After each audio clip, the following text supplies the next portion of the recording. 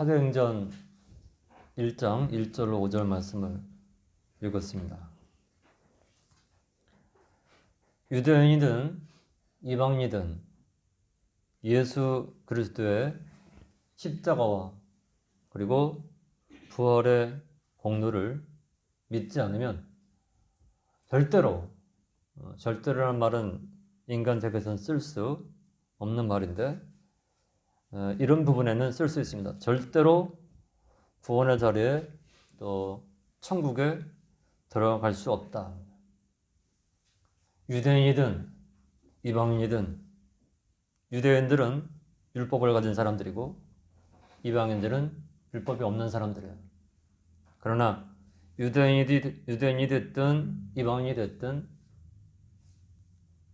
어느 누구도 예수 그리스도의 십자가와 부활의 공로를 믿지 않고서는 어떤 방법, 어떤 수단을 써도 천국에 들어갈 수 없답니다. 성경은 이 말씀을 계속해서 수없이 반복적으로 말씀해 오셨습니다. 그리고 수천 년 동안 이 말씀을 많은 종들을 세워서 증거하셨습니다. 그러나 이 말씀을 믿고 이 말씀을 따르는 사람들은 어느 시대든지 소수였다는 것이죠. 다수는 이러한 진리를 거부하고 다수는 이러한 진리를 배척하고 다수는 이러한 진리를 독선적이다. 기독교는 너무 외골수다.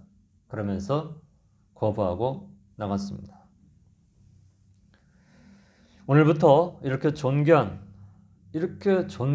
자격을 주시는 하나님, 이 값진 자격을 주시는 위대하신 하나님의 역사가 증거된 이 말씀을 보면서 우리가 다시금 은혜를 받고 어두워질수록 더 어두워지고 더 폐역해지고 더 악해질수록 거기에 우리가 선으로 하나님의 속성인 선으로 그리고 복음으로 그리고 하나님의 능력으로 그 모든 것들을 대항해서 승리하는 이런 자리에 이르기를 바라는 마음으로 이 말씀을 보겠습니다.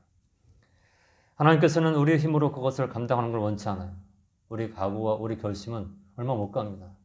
내가 열심히 주님 따라야지, 열심히 주님 섬겨야지, 열심히 주님 기뻐하시는 삶 살아야지 하지만 작심삼일이라고 3일을 그저 못 가서 허물어지고. 그러나 그런 우리의 각오와 결심이 헛되지 않게 계속 이어지게 하는 분이 계시는 누구냐? 성령 하나님이십니다. 성령 하나님께서 그 모든 것들을 감당할 수 있는 은혜를 주시고 또 힘을 주시고 그리고 결국은 하나님의 의도하신 목적을 이루게 하신다. 그런 사실을 사도행전 1장부터 28장까지 증거하고 있습니다. 사도행전 이 말을 풀어서 쉽게 말하면 사도들의 전도의 기록이라는 거예요. 예수님께서 직접 임명한 예수님을 따라다니던 제자들, 예수님이 직접 한 사람 한 사람에게 맡기신 직무, 그게 뭐였냐? 바로 전도라는 거예요. 전도라는 건 뭔가? 아까 말씀드린 예수 그리스도의 십자가와 부활의 공로를 통하지 않고는 어느 누구도 천국에 들어갈 수 없고 어느 누구도 하나님 나라에서 영생을 누릴 수 없다. 이 사실을 가서 어느 민족, 어느 족속, 어떤 사람이든지 그들에게 들려주고 알려주는 일을 하는 것. 그래서 사도들의 전도의 기록, 그것을 사도행전이라, 또 이것을 액체라 하는 거예요. 움직이는 거예요. 가서 그들에게 많은 사람들에게 이 사실을 알려주는 거예요. 근데 거기는 듣는 사람도 있고 안 듣는 사람도 있고 믿는 사람도 있고 안 믿는 사람도 있고 그래서 듣는 사람, 믿는 사람 그들을 중심으로 세워진 것이 뭐냐면 교회입니다. 그래서 교회가 세워졌다고 해서 사람들이 다 가는 게 아니에요. 홍수처럼 몰려 들어가는 게 아니에요. 하나님이 선택한 사람들만, 하나님의 백성들만 그곳으로 구별되어 들어가는 것입니다. 그래서 모든 지역마다 교회들이 세워져 있지만 그 교회들이 그렇게 엄청난 사람들로 가득 차고 넘치는 그런 일들은 그렇게 많지 않다는 거예요. 오늘 하나님께서는 사도들의 전도군을 통해서 오늘까지, 지금 오늘 2022년 1월 23일 이 자리까지 이 교회가 성장하게 하고 하나님 나라가 확장되게 하신 놀라운 역사를 우리는 보고 있고 우리가 그 자리에 한 자리에 서 있습니다. 오늘 이 사도행전 1장 1절로 5절 말씀 이미 본문에서 서론이 잘 나오기 때문에 이 말씀을 함께 보면서 은혜 나누는 시간을 갖겠습니다. 첫 번째는 1절 2절 말씀인데 먼저 쓴 글과 내용이 뭐냐? 먼저 쓴 글과 내용 1절 2절. 이 누가복음을 성령의 감동으로 기록한 사람은 누군가? 누가입니다. 누가라고 하는 이 의사였어요. 의사인데 믿음의 사람들을 만나고 또 바울과 함께 다니면서 복음을 전하는 고귀한 일을 한 사람이 누가입니다. 그래서 이 누가는 사도를 통해서 전도를 받고 그 사도의 이 복음을 다시 증거하는 자리에 섰던 그런 사람이 바로 속사도인데, 이 누가가 성령님의 감동으로 사복음서 중에 이 세 번째인 누가복음을 기록했습니다. 이 누가복음은 주후 60년에서 62년경에 기록을 했어요. 누가복음을 기록을 했고 또 신약 성경에 27권 가운데 유일한 역사서가 사도행전 한 권인데, 역사에 대한 말씀은 사도행전 한 권밖에 없어요. 유일한 역사서인 사도행전을 주 61년에서 63년경에 기록을 했습니다. 오늘 여기 1절에 보면 데오빌리오, 내가 먼저 쓴 글에는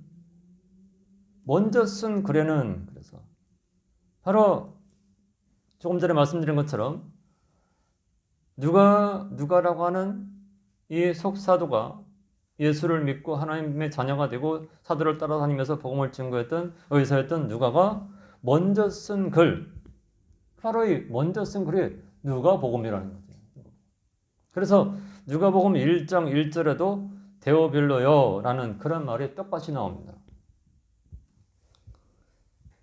오늘 데오빌로는 그 당시에 총독, 예수를 믿는 총독의 한 사람이었을 것이다.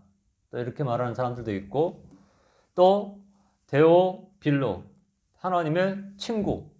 그래서 넓게 해석해서 하나님의 친구가 된 사람들, 이렇게 해서 헬라어 데오스 필로스, 그래서 하나님의 친구들, 이런 의미를 말하지만 이제 실제로는 당시에 데오빌로라고 하는 총독, 이방 총독이지만 예수를 믿는 그 사람에게 예수 믿는 도리가 어떤 것을 상세하게 알려주어서 그뿐만 아니라 많은 사람들이 예수 믿고 영생 얻는 자리에 서기를 바라는 그런 마음으로 이 편지를, 이 글을 쓰고 있다, 이렇게 말씀하고 있는 것이죠. 그래서 누가복음 1장부터 먼저 쓴 글, 이 먼저 쓴 글이라고 하는 그 말씀이 누가복음 1장에서 24장까지의 그 방대한 그런 분량인데, 누가복음 1장부터 쭉 보면은 다 볼 수는 없지만 세례 요한이 출생하는 장면을 보여주고 있습니다. 세례 요한이 어떻게 이 세상에 출생했나. 근데 오늘 5절에 요한은 물로 세례를 베풀었으나, 여기서 그 세례 요한이 나오고 있어요. 누가복음 1장에서도 세례 요한이 어떻게 세상에 출생하게 됐는가를 말씀했는데, 오늘 5절에서도 그 세례 요한이 어떤 역할을 하고 그가 어떤 일을 감당했는가를 보여주고 있습니다. 그리고 예수님이 동정녀 마리아를 통해서 잉태되셔서 이 세상에 죄 없이 우리를 구원하러 오신 구원자가 되신 사실을 이제 누가복음 1장에서 말씀을 하고, 누가복음 2장에서 목자들이 그 위대한 역사를 천사들에게로부터 듣고 가서 구유에 놓인 아기께 엎드려 경배하는 놀라운 장면을 보여주고 있습니다. 그래서 오늘 누가는 이방인들, 유대인이 아닌 이방인들도 구원의 대상이고 그들도 구원의 자리에 설 수 있는 하나님의 백성들이다. 유대인들이 볼 때는 이해가 안 가요. 유대인들이 볼 때는 어떻게 감히 개만도 못하고 돼지만도 못하고 짐승만도 못한 이방인들이 우리와 똑같이 하나님의 구원을 받는가? 상상할 수가 없고 이해할 수가 없어요. 그러나 누가복음을 통해서 그게 아니고 하나님은 유대인이든 이방인이든 어떤 사람이 됐든 예수 그리스도의 십자가 부활을 믿으면 영원한 하나님 나라의 백성이 된다는 사실을 계속해서 강조하고 있어요. 그것이 바로 누가복음의 특성입니다. 예수님께서는 공생에 그리고 십자가에 달려 죽으시고 3일 만에 죽음을 이기시고 부활하신 그리고 사도들에게 오순절 성령 강림에 대한 그런 약속을 하시고 하늘로 승천하신. 그래서 1절에서 그 방대한 누가복음을 1절과 2절에서 아주 간략하게 2절에 어떻게 세상에 누가복음 24장에 그런 많은 분량을 2절로 요약해서 말씀하고 있습니다. 그래서 여기 1절, 2절 말씀은 누가복음을 통째로 누가복음을 통으로 말씀하고 있는 거예요. 예수의 행하시며 가르치시기를 시작하신 분부터 그의 택하신 사도들에게 성령으로 명하시고 하늘로 승천하신 올라가신 날까지 일을 기록하였다. 누가복음에서요.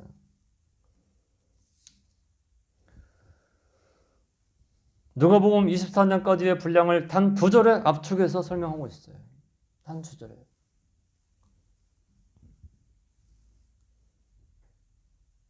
누가복음과 사도행전으로 하나님 나라의 일을 잘 보여주고 설명하고 그곳으로 우리가 빨려 들어가서 그곳에서 참된 기쁨과 안위와 살 목적을 가지고 이 세상에 존재하도록 이 말씀을 하고 있다는 것입니다. 보이는 물질 세계만 있고 보이지 않는 영적 세계가 허구라고 생각하며 보이는 것에 올인하는 거예요. 보이는 것에다 모든 걸 쏟아부어요.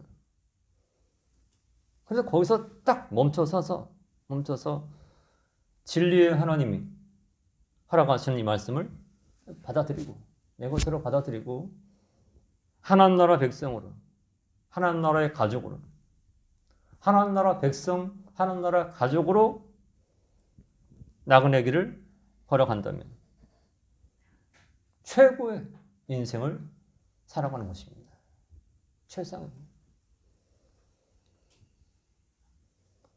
예수님의 행하시고 예수님이 가르치시고 예수님이 십자가 달려 죽으시고 약속대로 다시 살아서 잠자는 자들의 첫 열매가 되신 그 사실들을 성경은 똑똑히 분명히 증거하고 있다는 것이죠. 사람은 죽음 앞에서 벌벌 떱니다. 죽음을 굉장히 싫어해요. 죽음이라고 하는 것은 다 싫어해요. 좋아하는 사람이 없어요. 그 죽음이라고 하는 말만 들어도 싫어해요. 죽음이라고 하는 그런 이 죽을 사자만 봐도 싫어해요. 죽음이라고 하는 이런 것을 어쩐지 그걸 거부하고 어쩐지 그걸 부정하고 어쩐지 그거를 그저 반대하고 피해보고 죽음이라고 하는 것이 없었으면 좋겠다. 애를 쓰고 그것을 대적하기 위해서 안간힘을 씁니다. 그런데 할 수가 없어요.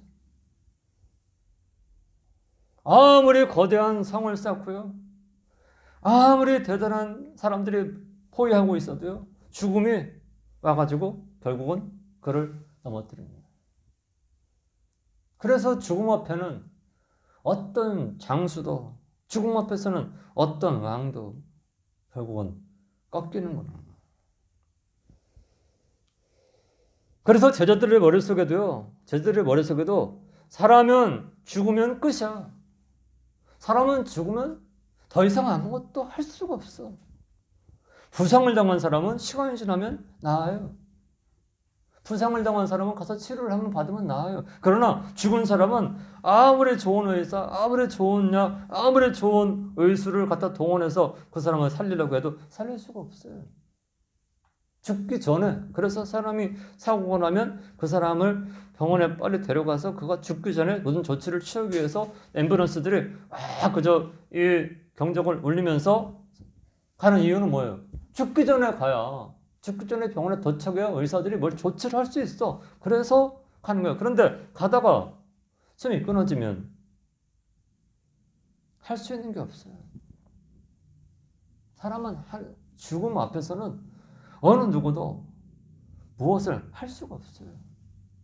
의사 아버지, 의사 아들, 타고난 의사 아버지라고 해도 자기 자녀가 죽는 걸, 자기 배우자가 죽는 걸 막을 수가 없어요. 아무리 대단한 의사라고 해도 자기 부모의 그러한 죽음을 막을 수가 없어요. 만약에 그것을 막을 수 있는 사람이 있다면 그 사람은 세상에서 모든 사람들에게 추앙받으면서 결국은 사람들의 구원자가 될지 몰라요. 그러나 그런 사람은 세상에 한 사람도 존재하지 않았고 지금 존재하지 않고 앞으로도 존재할 수 없다는 것입니다. 그런데 예수님은 십자가에 달려 죽으시고 약속대로 다시 살아나셨다. 이것이 기독교예요. 죽음을 이기고 죽음을 짓밟고 죽음을 정복하고 죽음을 딛고 일어나서 죽음을 정복하신 사망을 이기신 왕으로 예수님이 일어나신 사실을 성경이 증거하는 것이죠. 우리는 그것을 믿는 것이고.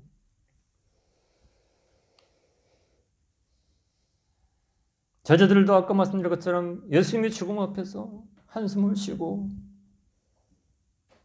결국은 거기서 절망하고 가서 피해서 숨고 같이 죽을까 봐, 예수님처럼 같이 따라 잡혀 죽을까 봐 가서 숨고, 그들에게 나타나셔서 예수님이 하신 말씀이 뭐예요? 너에게 평강이 있을지어다.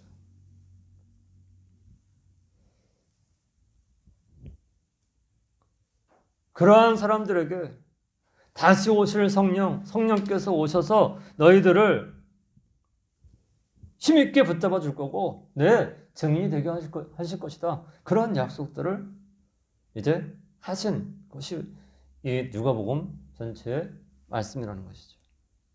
그리고 예수님께서는 여기 오늘 2절의 말씀처럼 승천하신, 하늘에 오르신, 모든 것을 완성하시고 모든 걸 이루시고 사망을 이기시고 사망을 정복하시고 하늘로 올라가신 날까지 이를 기록했다.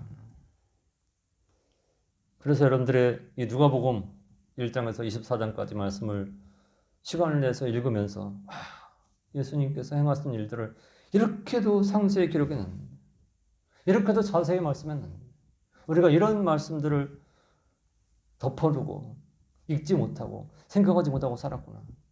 이런 것들을 이제 발견하시기 바랍니다.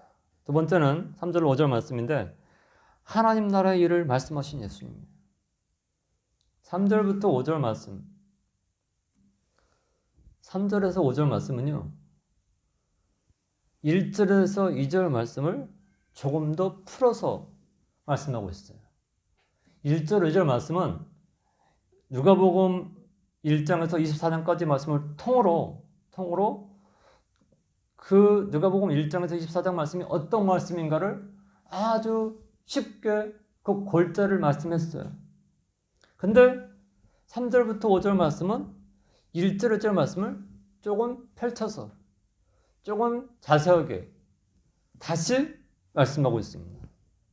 그리고 5절부터 6절부터는 그 말씀은 조금 더 자세히 하고 또 더 세밀하게 말씀해서 이제 예수님께서 승천하시고 다시 오신다고 약속하신 말씀을 하시고 주님께서 승천하시기 전에 분부하신 이런 말씀들을 더 구체적으로 말씀하고 있는 것이죠. 예수님께서 십자가 대속의 죽으심과 그 죽음을 이기시고 부활하셔서 죽으면 끝이고 죽음 앞에서는 모든 것이 무력하다는 생각으로 가득 찬 제자들에게 확실한 증거를 보여주셨습니다. 여기 그래요. 3절에 다시 해 받으신 후에, 여기서 해라는 건 해로울 해자입니다. 해로울 해자가 뭐예요?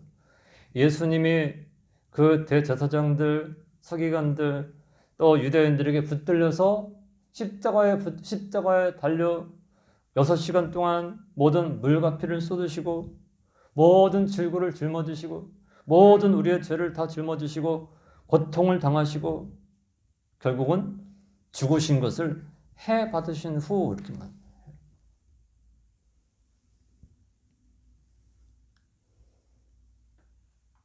아까도 말씀했지만 죽음은 모든 것이 종결입니다.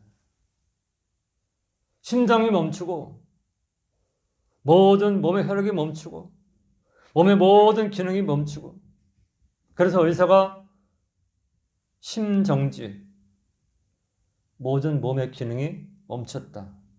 그래서 이분은 사망했다. 사인하면 그것이 사망 진단서가 돼서 그 사망 진단서를 가지고 장례 절차를 진행합니다. 이 사망 진단에는 어떤 의사든지 관계가 없어요. 금방 의사가 된 사람인지 의사를 50년 한 사람이든지 의사 자격만 있으면 돼. 그래서 이 사람이 심장이 정지가 되고 모든 기능이 멈춰서 이제는 죽은 것이다. 왜? 사인 딱 하면 끝이에요. 그 서류 한 장이 매장이든 화장이든 모든 걸 진행할 수 있게 하는 근거가 됩니다. 예수님도 심장이 멈추고 모든 몸의 기능이 멈춰서 이제 군병이 가서 사형을 집행하는 군병이 가서 보니까 뼈를 꺾으려고 다리를 꺾으려고 하다 보니까 이미 숨이 끊어졌어요. 그래서 다리를 꺾지 않고 십자가에서 내려서 장례를 진행하도록 한 것입니다.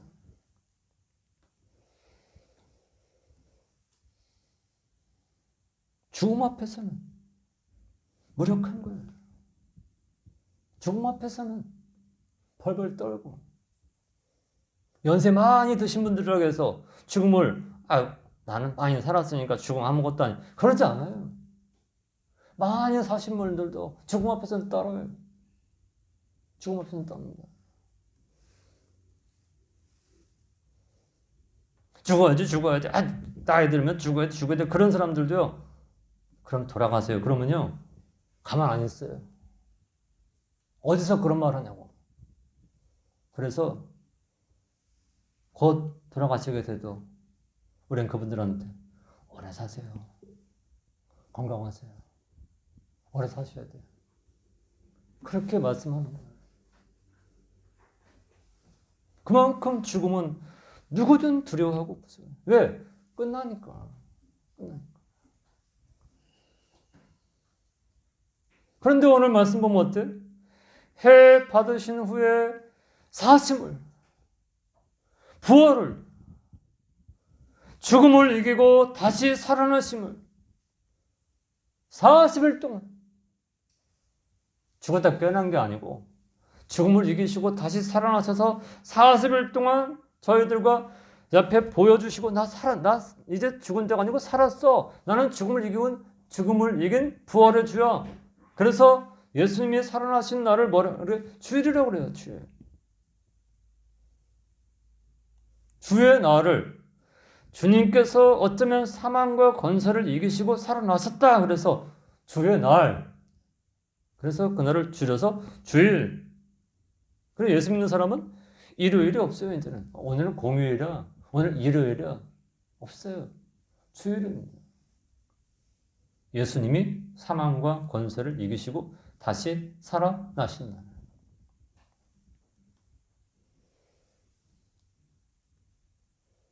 그래서 40일 동안 계시면서 그러한 사실이 믿어지게 합니다. 예수님이 정말 사셨구나. 죽음을 이기셨구나. 사망을 이기셨구나. 그 사실을 저자들이 똑똑히 하루면 이게 제정신이 아니어서 살아셨는가 보다 그렇게 할 건데 40일 동안 계시면서 그것을 확실하게 그들에게 믿어지도록 하셨다는 것이죠. 이 세상의 모든 사람은 다 죽었습니다. 그리고 그것으로 끝났습니다. 그 유명한 석가, 공자, 소크라테스, 마호멧 다 죽었어요. 그 위대한 왕들 다 죽었어요. 재벌들, 학자들 죽음 앞에서는 다 끝났습니다. 그런데 예수님은 그 죽음을 이기시고 해받으시고 다시 살아서 그들에게 나타나시면 저자들에게 나타나시고 저희들에게 보여주시고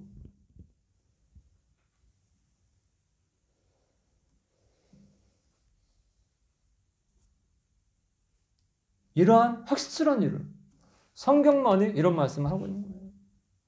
성경만. 그래서 이런 성경을 믿고 이런 성경을 또 바라보고 이 성경의 소망 가지고 사는 것이 누구냐? 믿음의 사람들입니다. 예수님은 예고 없이 갑자기 사신 게 아니에요. 예고 없이 갑자기 살아나신 게 아니에요. 예수님은요, 십자가에 달려 대속의 죽음을 앞에 두시고요. 이렇게 말씀했어요. 내가 대제사장들에게 서기관들에게 유대인들에게 잡혀 죽고 제3일 만에 다시 살아날 거다. 그 말씀을 저자들에게 계속 말씀했어요. 누가복음 9장 22절에 인자가 많은 고난을 받고 장로들과 대제사장들과 서기관들에게 버림받아 죽임을 당하고 제3일에 살아나야 하리라. 제3일에 살아나야 하리라. 누가복음 13장 22절에 제3일에 완전하여 드리라. 3일 만에 다시 살아나신다.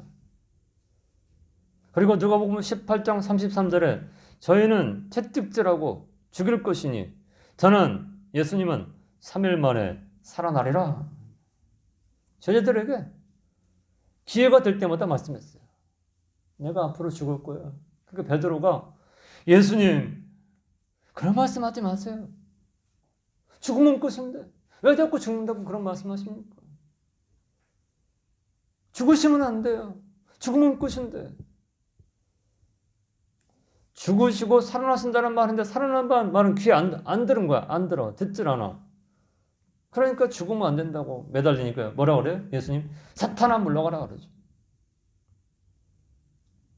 하나님이 예수님의 구속을 통해서 그 택한 백성들을 건지시려고 이 땅에 보내셨는데 그것을 막고 그것을 방해하고 그것이 안 된다고 하면 그건 사탄이 하는 일이기 때문에 그러한 일을 하지 말고 물러가라. 고린도전서 15장 1절로 58절에 보면 예수님의 부활을 주관적이 아니라 객관적으로 증거하고 있습니다. 한 사람이 혼자서 그냥 방에 앉아서 이런 일이 있었다 그게 아니고 많은 역사적인 사실들을 동원해서 객관적인 사실들을 증거하고 있어요. 그것이 뭐냐? 고린도전서 15장입니다.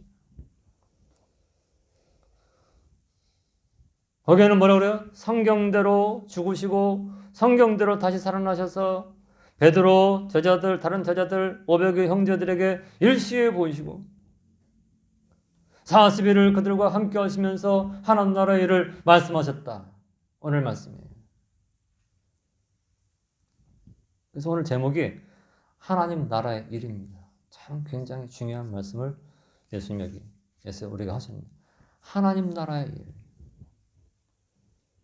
세상 일은요, 해도 끝나지 않고요.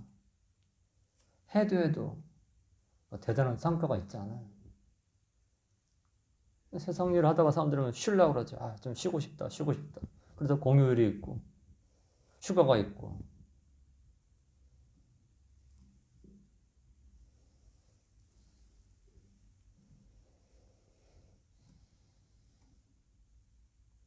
하나님 나라의 일을 말씀했대. 하나님 나라의 일을 저희들에게 말씀했다. 하나님 나라의 일이 뭔가? 하나님의 나라는요, 아무나 못 들어가요. 누구나 들어갈 수가 없어요. 아무나 들어갈 수가 없어요. 심지어 이 세상에서도요, 다른 대기업 빌딩이나 또 법원 청사, 특별한 건물들은 아무나 못 들어가요. 청와대 같은 데 가서 나 잠깐 들어갈게요. 나 잠깐 들어갔다 올게요. 절대 못 들어가요. 딱 막아요. 저는 방송국을 가더라도요. 방문증 가지고 그걸로 찍고 들어가야 돼요. 세상에서 이런 특별한 기관도 마음대로 못 들어가는데 하나님 나라를 아무나 들어갈 수 있어요?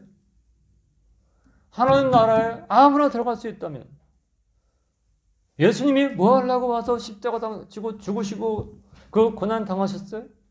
하나님 나라는 아무나 들어갈 수 없기 때문에 하나님의 나라는요. 들어가고 싶어. 그렇다고 소원한다고 들어갈 수 없어요. 하나님 나라 들어가기 위해서 모든 수고와 열심을 다한다고 들어갈 수 있어요? 못 들어가요. 자기 목숨을 불사르게 내어주고 자기 있는 걸 다 사람들에게 나눠주고 자기 몸을 불태워서 다른 사람들을 위해서 희생해줘도 못 들어가요.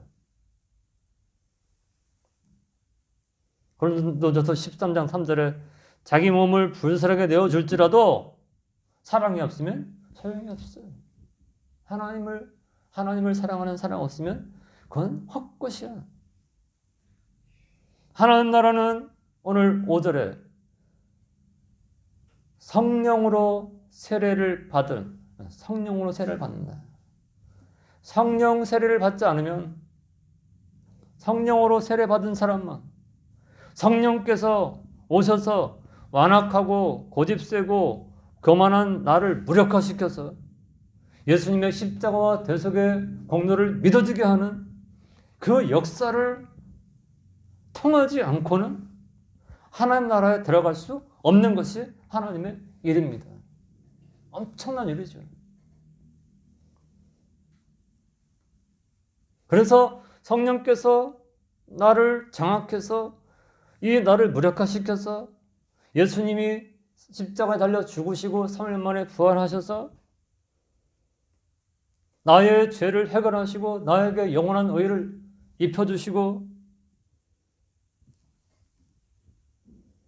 예수님의 그 구속이 내 공로가 되게 하신 사실을 믿어지게 하는 그리고 그것을 고백하게 하는 이것이 바로 하나님의 위대하신 하나님 나라의 일입니다.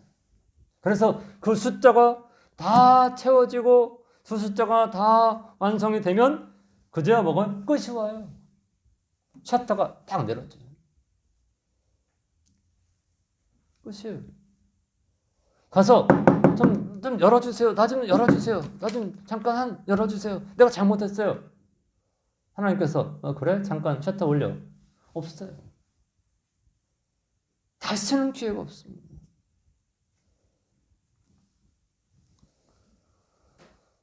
그래서 사도와 같이 모이사 저희에게 분부하여 가라사대 예루살렘을 떠나지 말고 내게 들은 바 아버지의 약속하신 성령을 기다려. 성령께서 오셔서 너희들의 모든 것들을 정확해서 하나님의 나라의 백성으로 굳건히 세워서 하나님 나라를 증거하게 할 거고 하나님 나라의 일을 완성할 거예요. 그 말씀이 오늘 본문의 말씀이고 이제 그 말씀에 따라서 6절 이하에 하나님의 역사가 이루어지는 하나님의 나라의 일을 이루는 그 일이 28장까지 쭉 기록이 됐고 오늘 이 순간까지 이어지고 있고 하나님이 정하신 그때가 딱 멈추는 순간 이 세상의 모든 것은 끝이라. 이것이 바로 하나님의 말씀입니다.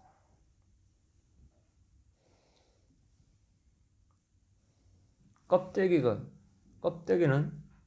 알맹이가 익으면 필요 없어요. 근데 알맹이가 아직 안 익었는데 껍데기가 벗겨지면 알맹이가 익지 못해. 그래서 하나님께서는 알맹이가 바로 되게 하기 위해서 껍데기를 지금 보호하고 있는 거예요.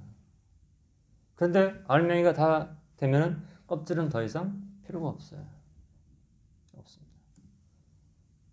택배 상자들, 택배 뭐 이만한 상자도 있고 없는 상자도 있고. 그 상자가 중요한 게 아니에요. 그 속의 것 때문에 상자가 필요한 거예요.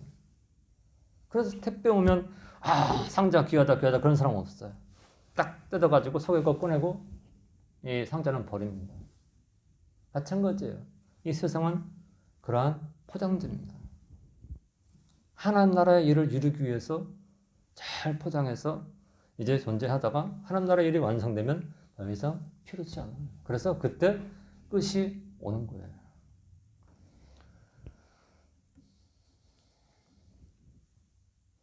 성령님으로 성령 세례를 받고 하나님 나라의 일이 잘 되도록 수고하고 충성하고 애쓰라. 그게 바로 오늘 주님께서 제자들에게 부활하신 후에 명령하신 명령이었습니다. 이러한 성경의 핵심을 굳게 붙잡고 내가 하나님 나라 일에 참여자가 됐다. 하나님 나라의 일이 완성되는 그 일에 참여자가 됐다. 이 사실을 감사하면서 어두운 세상, 구원을 이루면서 주님의 명령을 잘 받들어서 하나님 뜻을 이루고 하나님의 일이 완성되게 하는데 값지게 쓰임받는 우리의 남은 생애 되시기를 주님의 이름으로 간절히